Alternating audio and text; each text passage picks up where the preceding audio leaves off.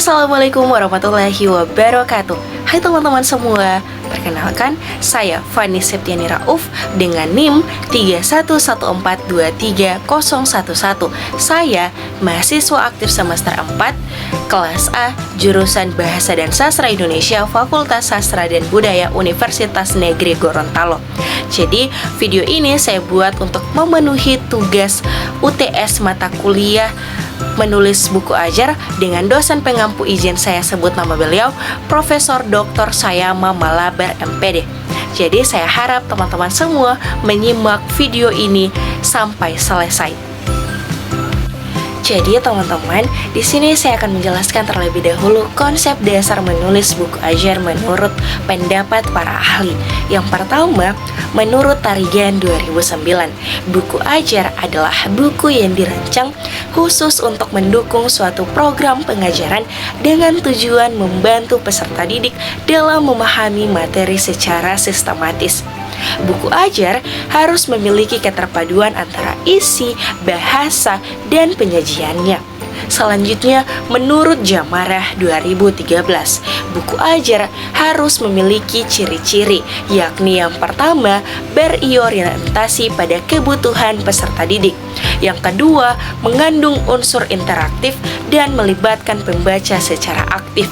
Yang ketiga, menyajikan contoh dan ilustrasi yang relevan. Selanjutnya, menurut Prastowo 2012, buku ajar harus memenuhi standar sebagai berikut, yaitu yang pertama, memiliki tujuan pembelajaran yang jelas. Yang kedua, menggunakan bahasa yang komunikatif dan mudah dipahami. Yang ketiga, disusun secara sistematis sesuai dengan kaidah pedagogik. Dan yang terakhir, dilengkapi dengan latihan dan evaluasi untuk mengukur pemahaman peserta didik.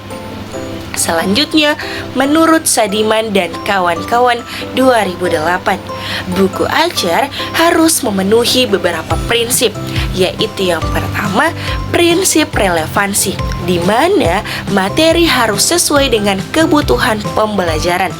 Yang kedua, prinsip konsistensi, yakni penyajian materi harus terstruktur dan tidak membingungkan.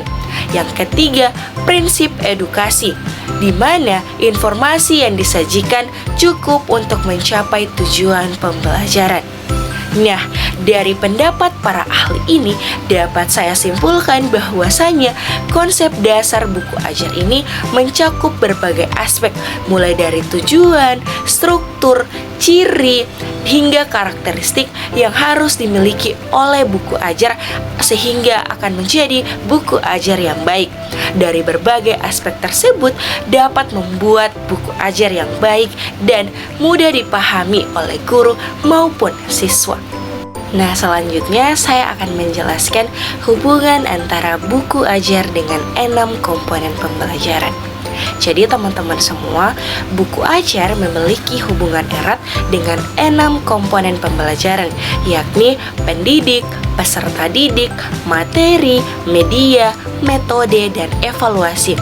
Karena buku ajar merupakan salah satu alat utama dalam proses pembelajaran. Berikut adalah hubungan buku ajar dengan masing-masing komponen tersebut. Yang pertama, pendidik. Peran buku ajar untuk pendidik, yakni yang pertama, membantu pendidik dalam menyusun dan menyampaikan materi secara sistematis. Yang kedua, yakni sebagai panduan dalam memilih metode dan strategi pengajaran yang sesuai. Yang ketiga, menyediakan referensi untuk menjelaskan konsep-konsep yang kompleks. Yang kedua, hubungannya dengan peserta didik. Jadi, peran buku ajar bagi peserta didik yaitu yang pertama, menjadi sumber belajar utama bagi peserta didik. Yang kedua, mempermudah pemahaman melalui penjelasan yang sistematis, seperti contoh dan ilustrasi. Yang ketiga, meningkatkan kemandirian belajar dengan adanya latihan dan rangkuman materi. Selanjutnya, hubungannya dengan materi pembelajaran. Peran buku ajar dengan materi pembelajaran, yakni yang pertama, menyajikan materi yang sesuai dengan kurikulum dan tujuan pembelajaran. Yang kedua, mengorganisasikan materi dari yang paling dasar hingga yang lebih kompleks. Yang ketiga, memastikan bahwa isi materi akurat, mutakhir, dan relevan dengan kebutuhan peserta didik. Selanjutnya, hubungannya dengan media pembelajaran. Peran buku ajar dengan media pembelajaran yakni dapat digunakan sebagai media pembelajaran utama atau pelengkap media lain, misalnya video, slide presentasi, atau aplikasi interaktif. Selanjutnya, buku ajar yang baik dilengkapi dengan gambar, diagram, grafik, dan QR kode untuk akses materi tambahan. Selanjutnya, membantu pendidik memilih media pembelajaran yang sesuai dengan isi buku. Yang kelima, hubungannya dengan metode pembelajaran. Peran buku ajar dengan metode pembelajaran yakni yang pertama, menyediakan petunjuk metode pembelajaran seperti diskusi, eksperimen, atau problem based learning. Yang kedua, mengarahkan peserta didik untuk berpikir kritis melalui soal-soal refleksif dan studi kasus. Yang selanjutnya, mendukung pembelajaran berbasis proyek atau kolaboratif dengan panduan aktivitas yang terstruktur. Dan yang terakhir, hubungannya dengan evaluasi pembelajaran. Peran buku ajar dengan evaluasi pembelajaran yakni menyediakan latihan soal, kuis, dan tes formatif untuk mengukur pemahaman peserta didik. Yang kedua, membantu pendidik dalam merancang soal ujian dan tugas berdasarkan materi yang ada. Selanjutnya, memfasilitasi asesmen mandiri agar peserta didik dapat mengevaluasi kemajuan belajarnya. Nah, dari keenam tersebut dapat saya simpulkan bahwa buku ajar berperan sebagai penghubung utama antara pendidik, peserta didik, materi, media, metode, dan evaluasi dalam pembelajaran. Buku ajar yang baik tidak hanya menyajikan materi, tetapi juga mendukung media dan metode pembelajaran yang efektif serta menyediakan evaluasi untuk memastikan tujuan pembelajaran tercapai atau tidak. Nah, selanjutnya saya akan menjelaskan prinsip-prinsip penulisan buku ajar dan juga syarat-syarat penulisan buku ajar. Prinsip-prinsip penulisan buku ajar berdasarkan dalam Pedoman Penulisan Buku Ajar Degeng 2001 dijelaskan prinsip-prinsip pembuatan buku ajar, yakni yang pertama, prinsip relevansi atau keterkaitan. Materi buku ajar hendaknya relevan atau berkaitan dengan pencapaian kompetensi pendidik. Jika kompetensi yang diharapkan dikuasai dalam kemampuan merancang kegiatan pembelajaran atau RPP, maka isi buku harus berupa hal-hal yang berkaitan dengan perancangan kegiatan pembelajaran. Yang kedua, prinsip konsistensi, di mana materi buku ajar hendaknya memuat bahan atau pembahasan yang linier mulai dari awal hingga akhir.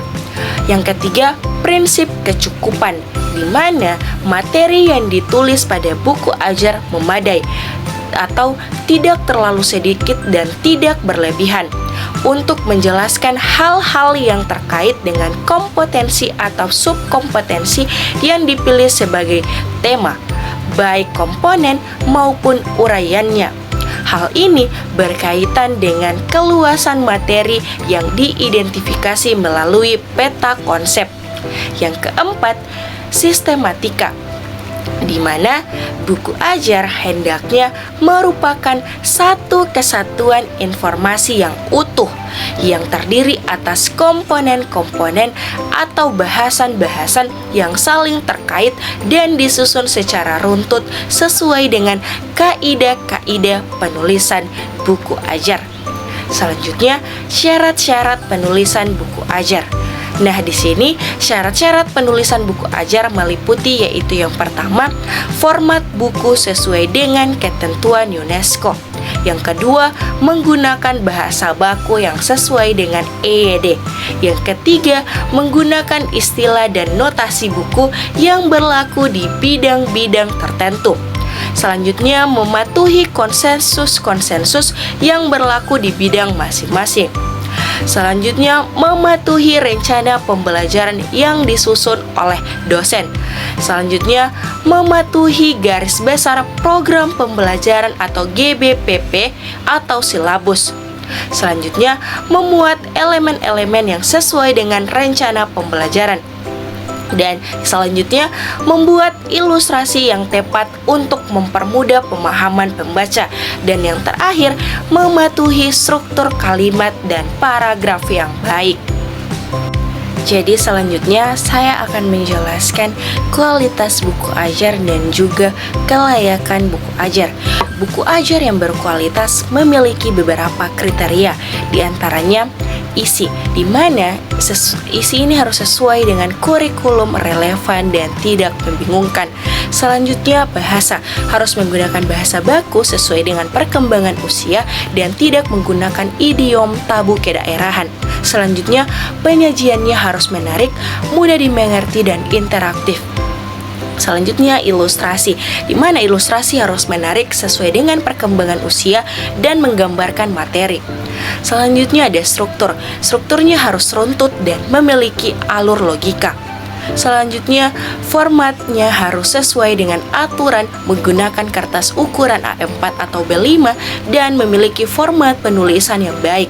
Selanjutnya, materinya harus memuat deskripsi mata kuliah, capaian pembelajaran, dan soal-soal evaluasi. Selanjutnya, motivasi, di mana motivasi ini harus mendorong motivasinya siswa untuk belajar. Dan selanjutnya, kemandirian, membantu siswa belajar secara mandiri. Selanjutnya, saya akan menjelaskan kelayakan buku ajar. Jadi, kelayakan buku ajar dapat dinilai dari aspek isi, bahasa, dan juga tampilan. Selain itu, kelayakan buku ajar juga dapat dinilai dari aspek media. Aspek isi yaitu kesesuaian materi dengan kurikulum yang berlaku, keruntutan materi, kedalaman dan keluasan materi, keakuratan materi, dan materi pendukung pelajaran. Selanjutnya, aspek bahasa, yakni ketetapan bahasa, kesesuaian bahasa dengan perkembangan peserta didik, penyajian bahasa, kegrafikan bahasa. Nah, selanjutnya, aspek tampilan ukuran buku ajar, desain cover, kualitas halaman, atau kualitas jilidan. Aspek media, kelayakan media pembelajaran hasil pengembangan, layak atau tidaknya media tersebut untuk digunakan. Selanjutnya, buku ajar yang baik harus memenuhi kriteria kelayakan tersebut.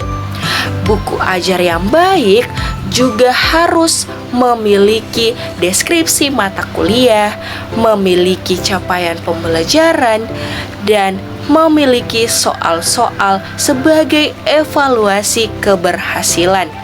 Dan yang terakhir juga memiliki uraian materi pembelajaran yang disusun secara logis dan sistematis. Nah, selanjutnya saya akan menjelaskan teknik penulisan buku ajar. Jadi, teknik penulisan buku ajar meliputi pemilihan bahasa, penyusunan struktur, dan penyajian materi. Saya akan menjelaskan tentang pemilihan bahasa. Nah, yang pertama itu, gunakan bahasa yang menarik, informatif, dan mudah dipahami. Yang kedua, gunakan bahasa semi-formal dan komunikatif. Dan yang ketiga, gunakan bahasa yang sesuai dengan bahasa lisan yang digunakan dalam mengajar. Serta yang keempat itu, pastikan bahasa yang digunakan jelas dan tidak berbelit-belit. Selanjutnya, penyusunan struktur, di mana susun materi sesuai dengan kebutuhan mahasiswa. Selanjutnya, susun materi secara sistematis dan berurutan. Selanjutnya, susun materi dengan struktur yang sederhana. Selanjutnya ada susun materi dengan penambahan ilustrasi dan contoh studi kasus, dan juga susun materi dengan memberikan latihan dan rangkuman. Selanjutnya ada penyajian materi, yaitu yang pertama, setiap alinea memuat satu pokok pikiran. Yang kedua, alinea yang baik tersusun atas 4-5 kalimat saja. Setiap halaman dibuat semenarik mungkin dan mudah diingat. Yang ketiga, setiap bab merupakan unit terkecil dari materi kuliah yang memuat konsep secara utuh. Yang keempat, setiap bab dilengkapi dengan pendahuluan dan relevansi dengan pengalaman mahasiswa. Yang kelima, setiap bab dilengkapi dengan soal. Yang keenam, struktur isi buku ajar, yakni judul buku menarik dan sesuai dengan isi materi. Prakata berisi ucapan terima kasih kepada pihak-pihak yang membantu, daftar pustaka, daftar istilah teknis, daftar indeks jika diperlukan.